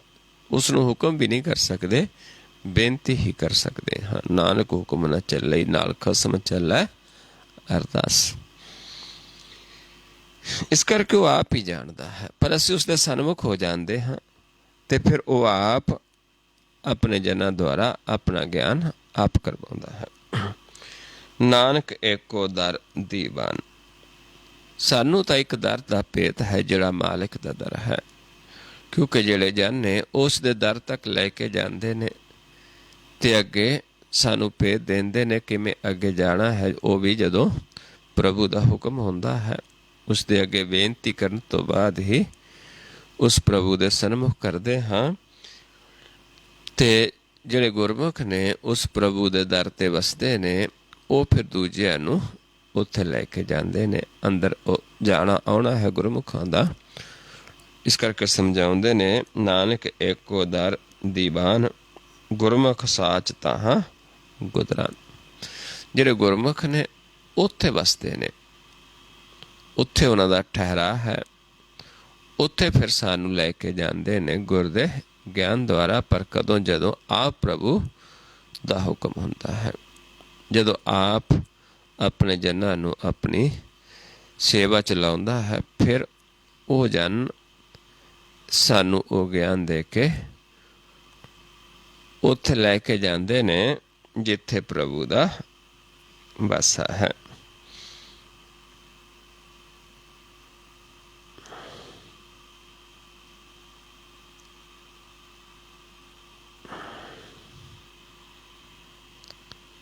ਸੋ ਅਗਲਾ ਸ਼ਬਦ ਹੈ ਆਸਾ ਮਹੱਲਾ ਪਹਿਲਾ। ਆਸਾ ਰਾਗ ਦੇ ਵਿੱਚ ਮਹੱਲੇ ਪਹਿਲੇ ਦਾ ਸ਼ਬਦ ਹੈ। ਰਹੋ ਪੰਕਤੀਆਂ ਨੇ ਸ਼ਬਦ ਦੀਆਂ। ਤੁਝ ਬਿਨ ਅਵਰ ਨਾ ਕੋਈ ਮੇਰੇ ਪਿਆਰੇ, ਤੁਝ ਬਿਨ ਅਵਰ ਨਾ ਕੋਏ ਹਰੇ। ਕਹੇ ਪ੍ਰਭੂ ਤੇ ਤੋਂ ਬਿਨਾ ਹੋਰ ਕੋਈ ਨਹੀਂ ਹੈ ਮੇਰੇ ਪਿਆਰੇ। ਜਿਨ੍ਹਾਂ ਦਾ ਪਿਆਰ ਪੈ ਗਿਆ ਪ੍ਰਭੂ ਦੇ ਨਾਲ, ਕਿਉਂਕਿ ਉਹਨਾਂ ਨੂੰ ਪ੍ਰਗਟ ਹੋ ਜਾਂਦਾ ਹੈ, ਪ੍ਰੇਮ ਦੁਆਰਾ ਹੀ ਉਸ ਨੂੰ ਪਾਇਆ ਜਾਂਦਾ ਹੈ। ਇਸ ਕਰਕੇ ਫਿਰ ਉਹ ਪ੍ਰਭੂ ਦੇ ਅੱਗੇ ਬੇਨਤੀ ਕਰਦੇ ਨੇ ਕਿ ਹੁਣ ਕੋਈ ਨਹੀਂ ਮੇਰੇ ਵਾਸਤੇ, ਤੇ ਤੋਂ ਪਿਆਰਾ ਕੋਈ ਨਹੀਂ ਹੈ, ਤੂੰ ਹੀ ਮੈਨੂੰ ਪਿਆਰਾ ਹੈ। ਤੁਝ ਬਿਨ ਅਵਰ ਨਾ ਕੋਈ ਹਰੇ। ਤੂੰ ਹੀ ਹੈ ਇੱਕ ਜਿਹੜਾ ਸਾਡੇ ਪਾਪਾਂ ਦਾ ਨਾਸ਼ ਕਰ ਸਕਦਾ ਹੈ, ਸਾਡੀਆਂ ਬੁਰਾਈਆਂ ਨੂੰ ਮਾਰ ਸਕਦਾ ਹੈ।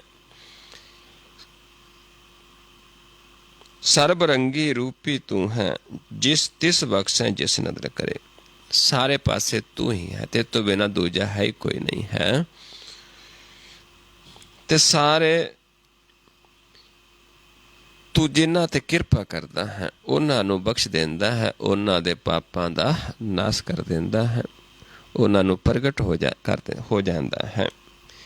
ਸਰਬ ਰੰਗੀ ਰੂਪੀ ਤੂੰ ਹੈ, ਤਿਸ ਬਖਸ਼ੇ ਜਿਸ ਨਦਰ ਕਰੇ। ਤੇ ਉਹਨਾਂ ਨੂੰ ਫਿਰ ਆਪਣਾ ਨਾਮ ਦਾ ਖਜ਼ਾਨਾ ਬਖਸ਼ਿਸ਼ ਕਰ ਦਿੰਦਾ ਹੈ, ਜਿਨ੍ਹਾਂ ਨੂੰ ਇਹ ਨਦਰਾਂ ਬਖਸ਼ਿਸ਼ ਕਰ ਦਿੰਦਾ, ਕਿਉਂਕਿ ਸਾਰਾ ਖਜ਼ਾਨਾ ਨਦਰਾਂ ਦੇ ਵਿੱਚ ਹੈ। ਉਹ ਸਾਨੂੰ ਦ੍ਰਿਸ਼ਟੀ ਬਖਸ਼ ਦਿੰਦਾ ਹੈ, ਜਿਸ ਦੇ ਵਿੱਚ ਫਿਰ ਸਾਨੂੰ ਸਾਰੇ ਪਾਸੇ ਹਰੀ ਹੀ ਨਜ਼ਰ ਆਉਂਦਾ ਹੈ।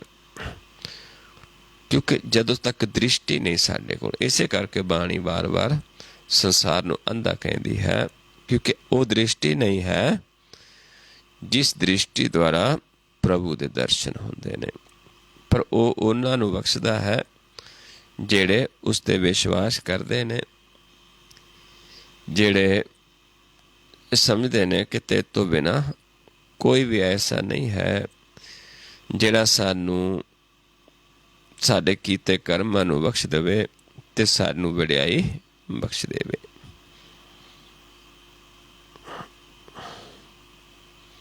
ਆਓ ਸ਼ਬਦ ਸ਼ੁਰੂ ਕਰਦੇ ਹਾਂ। ਕਾਚੀ ਗਾਗਰ ਦੇ ਦੁਹੇਲੀ, ਉਪਜੈ ਬਿਨਸੈ ਦੁੱਖ ਪਾਈ। ਉਹ ਜਿਹੜਾ 9 ਦਰਾਂ ਦਾ ਆਪਣਾ ਸਰੀਰ ਹੈ, ਕਿਉਂਕਿ ਸਰੀਰ ਤਾਂ 10 ਦੁਆਰਾਂ ਦਾ ਹੈ, ਲੇਕਿਨ 9 ਦੁਆਰਾਂ ਦਾ ਜਿਹੜਾ ਸਰੀਰ ਹੈ, ਜੋ ਮਿੱਟੀ ਦੀ ਕਾਇਆ ਹੈ, ਇਹ ਕੱਚੀ ਗਾਗਰ ਦੀ ਨਿਆਈ ਹੈ। ਇਹ ਦੁੱਖ ਦੇਣ ਵਾਲੀ ਹੈ, ਉਪਜਦੀ ਹੈ, ਬਿਨਸ ਜਾਂਦੀ ਹੈ, ਦੁੱਖ ਪਾਉਂਦੀ ਹੈ। ਇੱਕ ਦੇਹੀ ਮਿਲੀ, ਉਪਜੀ, ਬਿਨਸ ਗਈ, ਫਿਰ ਦੂਜੀ ਮਿਲੇਗੀ।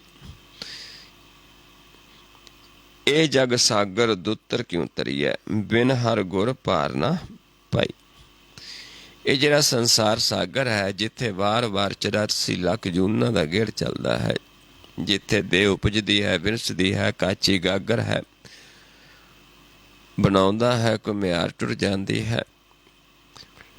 ਫਿਰ ਇਸ ਤਰੀਕੇ ਨਾਲ ਸਮਝਾਉਂਦੇ ਨੇ ਕਿ ਜਦ ਤੱਕ ਹਰੀ ਆਪ ਆਪਣੇ ਜਨਾਂ ਦੁਆਰਾ ਗੁਰ ਨਹੀਂ ਦਿੰਦਾ, ਬਿਨ ਹਰ ਗੁਰ ਪਾਰ ਨਾ ਪਾਈ। ਹੋਰ ਕੋਈ ਤਰੀਕਾ ਹੀ ਹੈ ਨਹੀਂ ਇਸ 84 ਲੱਖ ਜੂਨਾਂ ਦੇ ਵਿੱਚੋਂ ਨਿਕਲਣ ਦਾ। ਇਹ ਜਿਹੜਾ ਸੰਸਾਰ ਸਾਗਰ ਹੈ, ਦੂਜਾ ਹੈ, ਜਿੱਥੇ ਅਸੀਂ ਪ੍ਰਭੂ ਤੋਂ ਵਿਛੜ ਕੇ 84 ਲੱਖ ਜੂਨਾਂ ਦੇ ਵਿੱਚ ਵਿਚਰਦੇ ਹਾਂ। ਇਸ ਦੇ ਵਿੱਚੋਂ ਕੱਢਣ ਵਾਲਾ ਆਪ ਪਰਮੇਸ਼ਰ ਹੀ ਹੈ, ਪਰ ਕੱਢਦਾ ਕਿਵੇਂ ਹੈ? ਗੁਰ ਦੇ ਗਿਆਨ ਦੁਆਰਾ, ਕਿਉਂਕਿ ਆਪ ਜੂਨਾਂ ਦੇ ਵਿੱਚ ਨਹੀਂ ਹੈ, ਅਜੂਨੀ ਹੈ। ਆਪਣੇ ਜਨਾਂ ਦੁਆਰਾ ਗੁਰ ਦਾ ਗਿਆਨ ਲੈ ਕੇ ਸਾਨੂੰ ਇਸ ਪਾਪ ਸਾਗਰ ਤੋਂ ਪਾਰ ਕਰਦਾ ਹੈ। ਗੁਰ ਸ਼ਬਦ ਦੇ ਦੁਆਰਾ ਸਾਡੀ ਸੁਰਤੀ ਨੇ ਪਾਰ ਹੋਣਾ ਹੈ। ਸ਼ਬਦ ਸੁਰਤ ਪਾਪ ਸਾਗਰ ਤਰੀਐ, ਨਾਨਕ ਨਾਮ ਬਖਾਣੇ। ਜਿਹੜੇ ਉਹਦੇ ਜਨ ਨੇ ਉਹ ਸਾਨੂੰ ਇਹ ਭੇਦ ਦਿੰਦੇ ਨੇ ਕਿਵੇਂ ਆਪਣੀ ਸੁਰਤੀ ਨੂੰ ਅਸੀਂ ਲੰਘਾਉਣਾ ਹੈ, ਪਰ ਗੁਰ ਦਾ ਗਿਆਨ ਦਿੰਦੇ ਨੇ। ਕਿਉਂਕਿ ਗੁਰ ਤੋਂ ਬਿਨਾਂ ਪਾਰ ਨਹੀਂ ਪਾ ਸਕਦੇ। ਉਹ ਵੀ ਗੁਰ ਜਦੋਂ ਸਾਨੂੰ ਆਪ ਪਰਮੇਸ਼ਰ ਆਪਣੇ ਜਨਾਂ ਦੀ ਰਸਨਾ ਤੇ ਬੈਠ ਕੇ ਆਪ ਦਿੰਦਾ ਹੈ। ਸਾਸ ਬੁਰੀ ਕਰ ਬਾਸ ਨਾ ਦੇਵੈ, ਫਿਰ ਸਿਓ ਮਿਲਣਾ ਦੇ ਬੁਰੀ। ਹੁਣ ਸਮਝਾਉਂਦੇ ਨੇ ਕਿ ਜਿੱਥੇ ਆਪਾਂ ਇਹ ਮਾਇਆ ਦਾ ਦੇਸ਼ ਹੈ, ਮਾਇਆ ਜਿਹੜੀ ਹੈ, ਤ੍ਰੈਗੁਣ ਮਾਇਆ ਜਿਹੜੀ ਹੈ, ਇਹ ਇੰਨੀ ਬੁਰੀ ਹੈ ਕਿ ਸਾਨੂੰ ਉਸ ਪ੍ਰਭੂ ਦੇ ਨਾਲ, ਉਸ ਪਿਆਰੇ ਦੇ ਨਾਲ, ਉਸ ਆਪਣੇ ਪਤੀ ਪਰਮੇਸ਼ਰ ਦੇ ਨਾਲ ਮਿਲ ਨਹੀਂ ਦਿੰਦੀ। ਇੰਨੀ ਬੁਰੀ ਹੈ ਇਹ।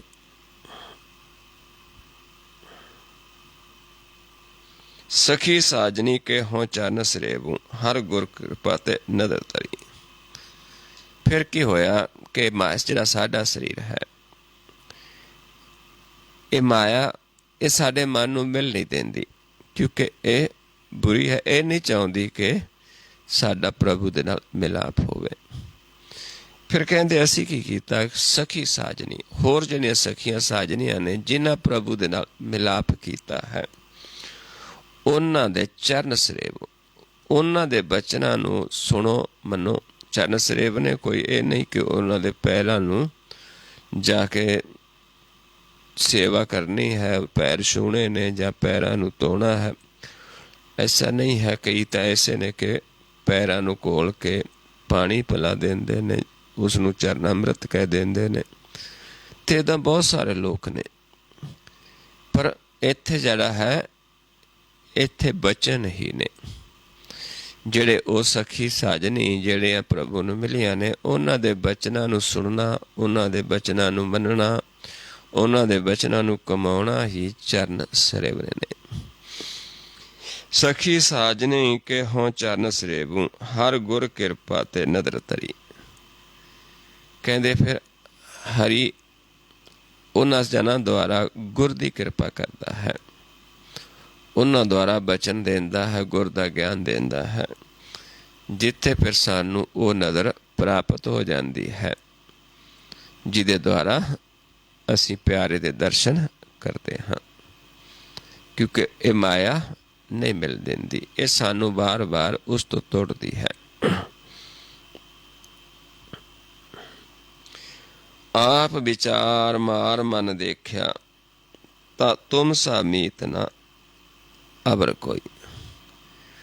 ਫਿਰ ਜਦੋਂ ਸਖੀ ਸਾਜਨੀ ਨੂੰ ਮਿਲੀ, ਉੱਥੇ ਹਰੀ ਨੇ ਗੁਰ ਦੀ ਕਿਰਪਾ ਕੀਤੀ, ਆਪੇ ਦਾ ਭੇਦ ਆਇਆ, ਆਪਣੇ ਆਪ ਦਾ ਗਿਆਨ ਕਰਵਾਇਆ ਕਿ ਕਿਵੇਂ ਆਪਣੇ ਆਪ ਨੂੰ ਦੇਖਣਾ ਹੈ, ਕਿਵੇਂ ਇੱਕ ਦ੍ਰਿਸ਼ਟ ਹੋਣਾ ਹੈ, ਕਿਵੇਂ ਆਪਣੇ ਪ੍ਰਕਾਸ਼ ਰੂਪ ਨੂੰ ਦੇਖਣਾ ਹੈ।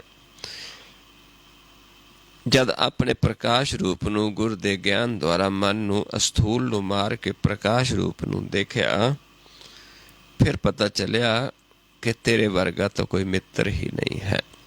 ਤੁਮ ਸਾ ਮੀਤ ਨਾ ਅਵਰ ਕੋਈ, ਕਿਉਂਕਿ ਜੋ ਇੱਕ ਵਾਰੀ ਮਿਲ ਗਿਆ ਛੱਡ ਕੇ ਨਹੀਂ ਜਾਂਦਾ,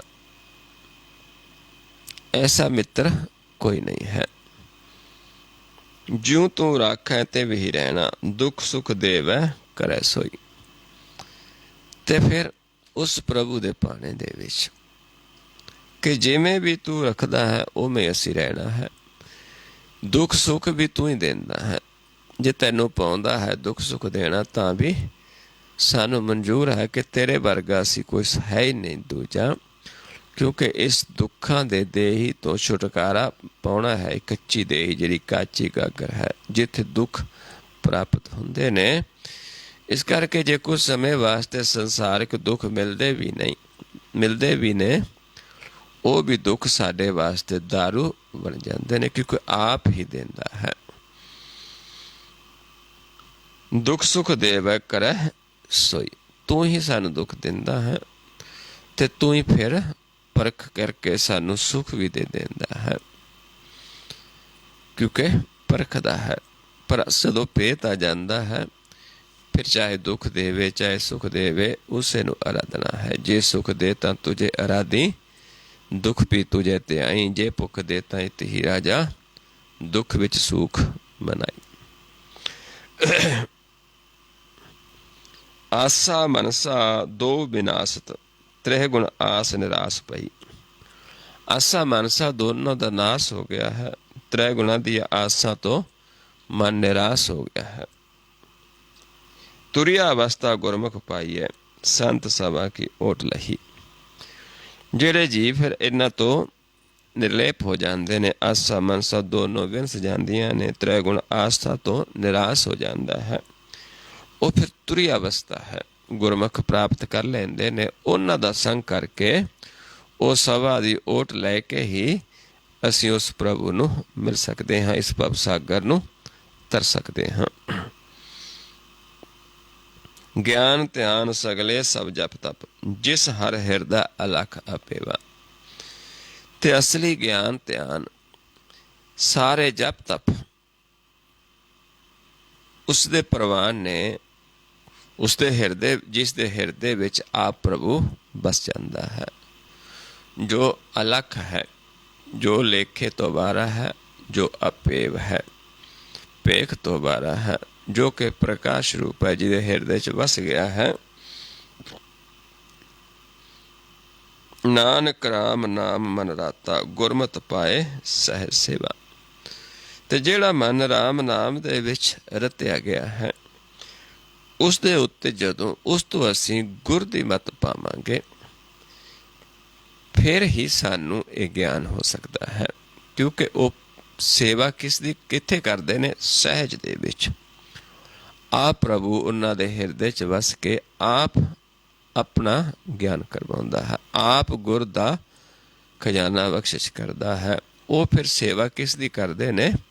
ਸਹਿਜ ਦੇ ਵਿੱਚ, ਸੱਚੇ ਘਰ ਵਿੱਚ ਬੈਠ ਕੇ ਸਾਨੂੰ ਉਸ ਪ੍ਰਭੂ ਦੇ ਜੋ ਅਸਲੀ ਸੱਚਾ ਸ਼ਬਦ ਹੈ, ਸੱਚਾ ਸੋਹਲਾ ਹੈ, ਜਿਹੜਾ ਗੁਰ ਦਾ ਗਿਆਨ ਹੈ, ਉਹ ਫਿਰ ਸਾਨੂੰ ਉੱਥੇ ਸਮਾ ਕੇ ਨਿਜ ਮਹਿਲ ਦੇ ਵਿੱਚ ਵਸ ਕੇ ਉੱਥੋਂ ਫਿਰ ਪ੍ਰਭੂ ਦੇ ਹੁਕਮ ਦੁਆਰਾ ਸਾਨੂੰ ਦਿੰਦੇ ਨੇ, ਜਾਂ ਪ੍ਰਭੂ ਆਪ ਉਸ ਰਸਨਾ 'ਤੇ ਬੋਲ ਕੇ ਇਹ ਗਿਆਨ ਦਿੰਦਾ ਹੈ। ਫਿਰ ਹੀ ਅਸੀਂ ਭਵ ਸਾਗਰ ਨੂੰ ਪਾਰ ਕਰ ਸਕਦੇ ਹਾਂ। ਫਿਰ ਸਾਨੂੰ ਉਹ ਨਜ਼ਰ ਆ ਸਕਦਾ ਹੈ ਕਿ ਤੇਰੇ ਤੋਂ ਬਿਨਾਂ ਇੱਥੇ ਦੂਜਾ ਕੋਈ ਹੈ ਹੀ ਨਹੀਂ, ਸਭ ਕੁਛ ਤੂੰ ਹੀ ਹੈ। ਪਰ ਜਿਨ੍ਹਾਂ ਨੂੰ ਕਿਰਪਾ ਕਰਦਾ ਹੈ, ਬਖਸ਼ਿਸ਼ ਕਰਦਾ ਹੈ, ਉਹਨਾਂ ਜਨਾਂ ਦਾ ਸੰਗ ਕਰਕੇ ਜਿਨ੍ਹਾਂ ਦੇ ਹਿਰਦੇ 'ਚ ਆਪ ਵਸਿਆ ਹੈ। ਸੋ ਗੁਰਮੁਖ ਪਿਆਰਿਓ, ਆਓ ਹੁਣ ਆਪਾਂ ਨਾਲ ਸਿੱਖਣਾ ਹੈ, ਸਮਝਣਾ ਹੈ, ਕਿਉਂਕਿ ਗੁਰ ਹੀ ਹੈ ਜਿਹੜਾ ਸਾਨੂੰ ਪ੍ਰਭੂ ਨੂੰ ਮਿਲਾ ਸਕਦਾ ਹੈ। ਉਸ ਤੋਂ ਬਿਨਾਂ ਹੋਰ ਕੋਈ ਤਰੀਕਾ ਨਹੀਂ ਹੈ। ਭਾਈ ਰੇ ਗੁਰ ਬਿਨ ਗਿਆਨ ਨਾ ਹੋਏ। ਗੁਰ ਤੋਂ ਬਿਨਾਂ ਗਿਆਨ ਹੀ ਨਹੀਂ ਹੁੰਦਾ। ਜੇ ਸੋ ਚੰਦਾ ਉਗਵੈ ਸੂਰ ਚੜੇ ਹਜ਼ਾਰ, ਇੱਥੇ ਚਾਨਣ ਹੁੰਦਿਆਂ ਗੁਰ ਬਿਨ ਘੋਰ ਅੰਧਾਰ। ਗੁਰ ਤੋਂ ਬਿਨਾਂ ਅੰਧੇਰਾ ਹੈ। ਕੀ ਹੈ? ਇੱਕ ਵਿਧੀ ਹੈ, ਜੁਗਤੀ ਹੈ, ਤਰੀਕਾ ਹੈ। ਜੋ ਸਾਡਾ ਧਿਆਨ ਹੈ, ਮਨ ਹੈ, ਜੋ ਕਿ ਮਹਾਰਾਜ ਦੱਸਿਆ ਹੈ ਕਿ ਜੋਤ ਨੇਤਰਾਂ ਦੇ ਵਿੱਚ ਹੈ, ਨੇਤਰ ਦੋ ਨੇ, ਤੇ ਅਸੀਂ ਇਸ ਰਸਤੇ ਨੂੰ ਚੱਲਦੇ ਹਾਂ ਸਿੱਧਾ। ਜੋ ਅਸੀਂ ਆਪਣੇ ਘਰ ਦਾ ਰਸਤਾ ਭੁੱਲ ਗਏ ਹਾਂ। ਸਾਡੇ ਘਰ ਦਾ ਰਸਤਾ ਕਿੱਧਰ ਨੂੰ ਹੈ? ਇੱਧਰ ਨੂੰ। ਰਸਤਾ ਬਹੁਤ ਤੰਗ ਹੈ। ਜੇ ਸਿੱਧੇ ਜਾਵਾਂਗੇ ਅਸੀਂ ਨਹੀਂ ਰਸਤੇ 'ਚ ਹੀ ਲੰਘ ਸਕਦੇ, ਭਵ ਸਾਗਰ 'ਚ ਡੁੱਬ ਜਾਵਾਂਗੇ। ਇਸ ਕਰਕੇ ਤਰੀਕਾ ਦੱਸ ਦਿੱਤਾ ਕਿ ਦੋਨਾਂ ਨੇਤਰਾਂ ਨੂੰ ਇੱਕ ਕਰ ਲੈਣਾ ਹੈ ਇਸ ਪੁਆਇੰਟ ਤੇ ਇੱਥੋਂ ਦਰ ਖੋਲ੍ਹਣਾ ਹੈ ਗੁਰ ਦੇ ਗਿਆਨ ਦੁਆਰਾ। ਤੇ ਜਦੋਂ ਅਸੀਂ ਗੁਰ ਦਾ ਗਿਆਨ ਲੈ ਕੇ ਦਰ ਖੁੱਲ੍ਹਣਾ, ਅਸੀਂ ਪ੍ਰਵੇਸ਼ ਕਰਨਾ ਹੈ, ਸਾਹਮਣੇ ਮਾਲਕ ਹੈ ਸਹਿਜ ਘਰ ਦੇ ਵਿੱਚ। ਫਿਰ ਸਾਡੇ ਧਿਆਨ ਨੇ ਛੂਹਣਾ ਹੈ ਉਸ ਦੇ ਨਾਲ। ਉਸ ਤੋਂ ਬਾਅਦ ਸਾਡੇ ਮਨ ਨੇ ਪ੍ਰਕਾਸ਼ ਹੋਣਾ ਹੈ। ਇੱਥੇ ਬਹੁਤ ਸਾਰੇ ਜੀਵ ਨੇ, ਹੋ ਸਕਦਾ ਕੋਈ ਨਵਾਂ ਜੀਵ ਹੋਵੇ। ਸਮਝਣਾ ਹੈ ਕਿ ਸਾਡਾ ਜਿਹੜਾ ਧਿਆਨ ਹੈ, ਜਦ ਤੱਕ ਦੋ ਦ੍ਰਿਸ਼ਟੀ ਦੇ ਵਿੱਚ ਹੈ, ਸਾਨੂੰ ਆਪਣਾ ਨੱਕ ਦਿਸੇਗਾ। ਇੱਥੇ ਦੇਖਣ ਦਾ ਨੱਕ ਦਿਸੇਗਾ। ਜਿਹੜੇ ਇੱਕ ਦ੍ਰਿਸ਼ਟ ਨੇ ਉਹਨਾਂ ਨੂੰ ਆਪਣਾ ਨੱਕ ਨਹੀਂ ਦਿਸਦਾ। ਜਿਹੜੇ ਦੋ ਦ੍ਰਿਸ਼ਟ ਨੇ ਉਹਨਾਂ ਨੂੰ ਆਪਣਾ ਨੱਕ ਨਜ਼ਰ ਆਉਂਦਾ ਹੈ। ਕਿਸੇ ਨੂੰ ਸੱਜੇ ਪਾਸੇ ਆਉਂਦਾ ਹੈ ਜੋ ਤਮ ਗੁਣ 'ਤੇ ਹੈ, ਕਿਸੇ ਨੂੰ ਖੱਬੇ ਪਾਸੇ ਆਉਂਦਾ ਹੈ ਰਜੋ ਗੁਣ 'ਤੇ ਹੈ, ਕਿਸੇ ਨੂੰ ਵਿਚਾਲੇ 'ਤੇ ਆਉਂਦਾ ਹੈ ਸਤੋ ਗੁਣ 'ਤੇ ਹੈ। ਤੇ ਜਿਹਨੂੰ ਨਜ਼ਰ ਨਹੀਂ ਆਉਂਦਾ ਉਹ ਇੱਕ ਜੋਤ ਹੈ। ਤੇ ਇੱਥੇ ਪਹਿਚਾਨਣਾ ਹੈ। ਉਸ ਤੋਂ ਬਾਅਦ ਆਪ ਆਵਾਜ਼ ਦੇਵਾਂਗੇ ਕਿ ਧਿਆਨ ਸਾਹਮਣੇ ਲੈ ਕੇ ਆਓ। ਸਮਝ ਲਓ, ਦੇਖ ਲਓ ਮੇਰੇ ਵੱਲ ਕਿਵੇਂ ਕਰਨਾ ਹੈ। ਪਹਿਲਾਂ ਇਸ ਪੁਆਇੰਟ ਨੂੰ ਦੇਖਣਾ ਹੈ। ਇਹ ਦੇਖਣਾ ਹੈ ਕਿ ਨੱਕ ਨਜ਼ਰ ਆਉਂਦਾ ਕਿ ਨਹੀਂ। ਜੇ ਨਹੀਂ ਆਉਂਦਾ ਇੱਕ ਦ੍ਰਿਸ਼ਟ ਹਾਂ, ਜੇ ਨੱਕ ਨਜ਼ਰ ਆਉਂਦਾ ਹੈ ਦੋ ਦ੍ਰਿਸ਼ਟ ਹਾਂ। ਫਿਰ ਇਹ ਦੇਖਣਾ ਵੀ ਕਿਸ ਪਾਸੇ ਤੋਂ ਨਜ਼ਰ ਆਉਂਦਾ ਹੈ। ਸੱਜੇ ਨਜ਼ਰ ਆਉਂਦਾ ਹੈ, ਖੱਬੇ ਜਾਂ ਦੋਨੋਂ। ਸੱਜੇ ਤਮੋ ਗੁਣ ਹੈ, ਖੱਬੇ ਰਜੋ ਗੁਣ, ਤੇ ਵਿਚਾਲੇ ਸਤੋ ਗੁਣ ਹੈ। ਇੱਥੋਂ ਮੈਂ ਆਵਾਜ਼ ਦੇਵਾਂਗਾ ਕਿ ਧਿਆਨ ਸਾਹਮਣੇ ਲੈ ਕੇ ਆਓ। ਫਿਰ ਸਾਹਮਣੇ ਦੇਖਣਾ ਹੈ। ਫਿਰ ਆਵਾਜ਼ ਦੇਵਾਂਗਾ ਕਿ ਮਸਤਕ ਦੇ ਸਾਹਮਣੇ ਲੈ ਜਾਓ। ਪਲਕਾਂ ਉੱਤੇ ਚੁੱਕ ਦੇਣੀਆਂ ਨੇ। ਫਿਰ ਜਦੋਂ ਕਵਾਂਗਾ ਸਾਹਮਣੇ, ਫਿਰ ਵਾਪਸ ਸਾਹਮਣੇ। ਫਿਰ ਜਦੋਂ ਕਵਾਂਗਾ ਸਮ ਕਰਕੇ ਦੇਖੋ। ਫਿਰ ਇਸ ਪੁਆਇੰਟ 'ਤੇ ਧਿਆਨ ਲਾ ਕੇ ਦੇਖਣਾ ਹੈ। ਤੇ ਫਿਰ ਦੇਖਣਾ ਹੈ ਜੇ ਪਹਿਲਾ ਨੱਕ ਨਜ਼ਰ ਆਉਂਦਾ ਹੈ ਕਿਸੇ ਜੀਵ ਨੂੰ ਕਿ ਹੁਣ ਨਜ਼ਰ ਆਉਣੋਂ ਹਟ ਗਿਆ, ਇੱਕ ਦ੍ਰਿਸ਼ਟ ਹੋ ਗਿਆ। ਇਸ ਪਾਸੇ ਹਲਕਾ ਨਜ਼ਰ ਆ ਸਕਦਾ, ਇੱਕ ਹਲਕੀ ਪਰਛਾਈ, ਨੱਕ ਨਹੀਂ ਇੱਕ ਪਰਛਾਈ ਦੀ ਤਰ੍ਹਾਂ, ਕਿਉਂਕਿ ਇਸੇ ਪਾਸੇ ਪ੍ਰਕਾਸ਼ ਪ੍ਰਗਟ ਹੋਣਾ। ਫਿਰ ਆਪਾਂ ਧਿਆਨ ਨੀਚੇ ਸਾਹਮਣੇ ਜਿਵੇਂ ਜਿਵੇਂ ਸਮਾਂ ਹੋਏਗਾ ਆਪਾਂ ਧਿਆਨ ਲਗਾਵਾਂਗੇ। ਆਓ ਪਹਿਲਾਂ ਨੇਤਰ ਸਮ ਕਰਕੇ ਆਪੇ ਦੀ ਪਹਿਚਾਣ ਕਰੋ ਕਿ ਅਸੀਂ ਕਿਸ ਅਵਸਥਾ 'ਚ ਹਾਂ।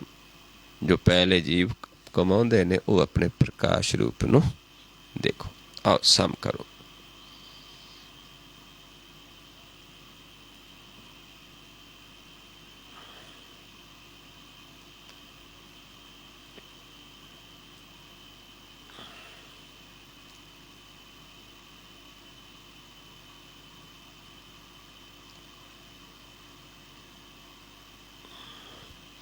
सामने लेके आओ ध्यान, सामने देखो जी।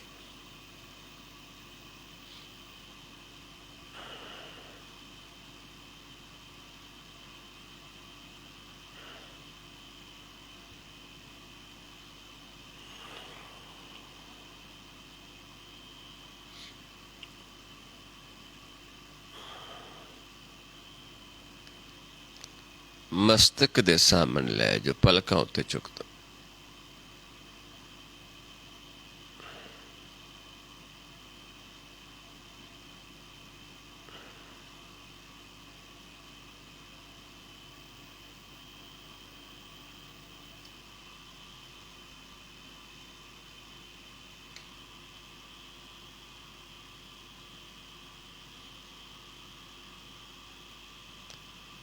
फिर सामने लेके आइए।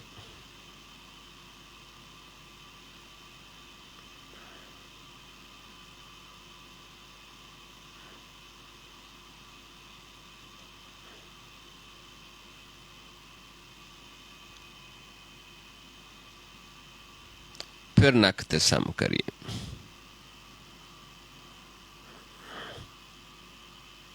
अपने आप ਨੂੰ देखिए। अगर कोई नवा जीव है जे नक दिसदा सी उसने देखना है कि हुण दिसनों हट गया, ते जिसनों नक नज़र नहीं आउंदा वो एक दृष्ट हो गया, क्योंकि इस नेत्र ने सज्जे ने खब्बे च आउणा है।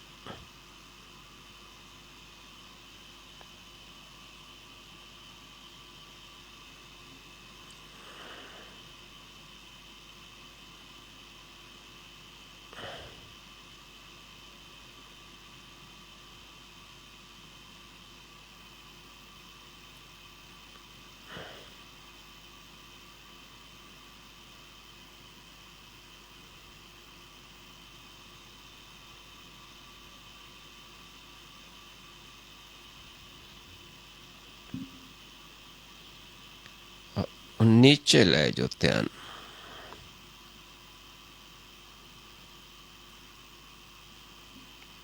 बिल्कुल रिलैक्स। नीचे फर्श तो थोड़ा ऊपर देखना है। जो थले विछया है, चादर है, फर्श है, उस तो थोड़ा उत्ते देखना, रिलैक्स। इत्थे सानू प्रकाश अनुभव होएगा। जल्दी नहीं आई, जिवें जल दीयां लहरां हुंदियां ने सरोवर च, इदां ही सानू इत्थे प्रकाश की हलचल अनुभव होनी शुरू होएगी।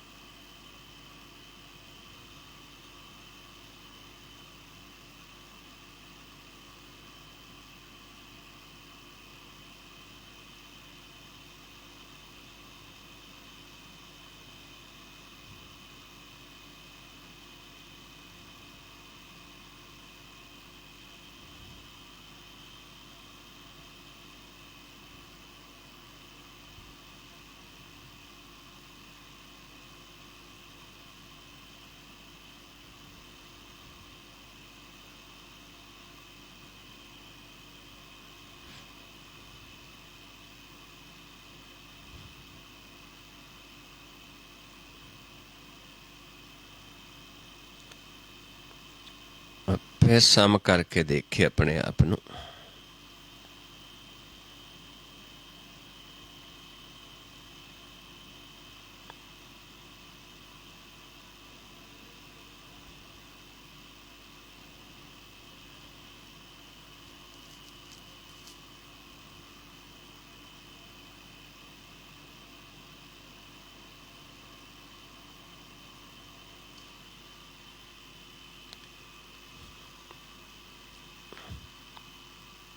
फिर ध्यान नीचे ले जाओ।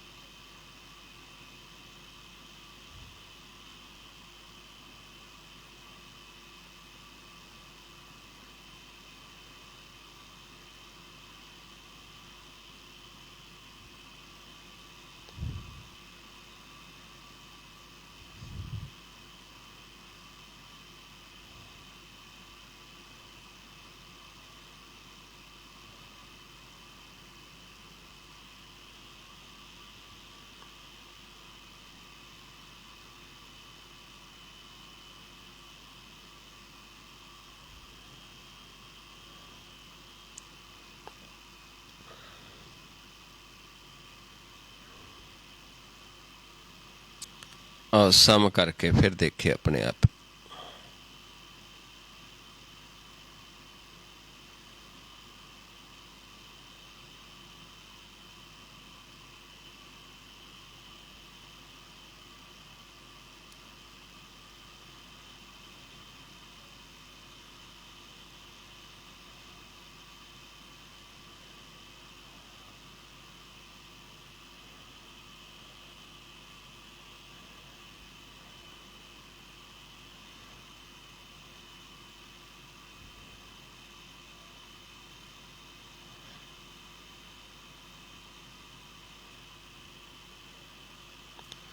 ਵਾਹਿਗੁਰੂ ਜੀ ਕਾ ਖਾਲਸਾ, ਵਾਹਿਗੁਰੂ ਜੀ ਕੀ ਫਤਿਹ।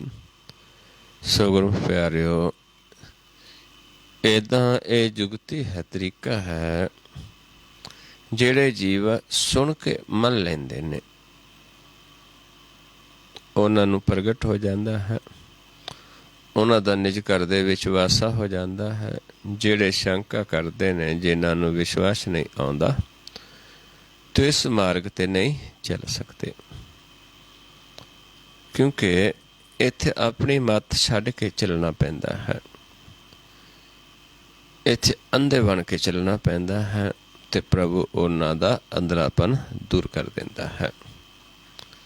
ਸੋ ਆਓ ਪਿਆਰਿਓ, ਇੰਨੇ ਕੁ ਵਿਚਾਰ ਕਰਦੇ ਹਾਂ, ਬਹੁਤ ਸਾਰੀਆਂ ਭੁੱਲਾਂ ਹੋ ਜਾਂਦੀਆਂ ਹਨ। ਆਪ ਸੰਗਤ ਸਤਿਗੁਰੂ ਜੀ ਬਖਸ਼ਣਯੋਗ ਹੋ, ਬਖਸ਼ ਲੈਣਾ ਜੀ। ਵਾਹਿਗੁਰੂ ਜੀ ਕਾ ਖਾਲਸਾ, ਵਾਹਿਗੁਰੂ ਜੀ ਕੀ ਫਤਿਹ।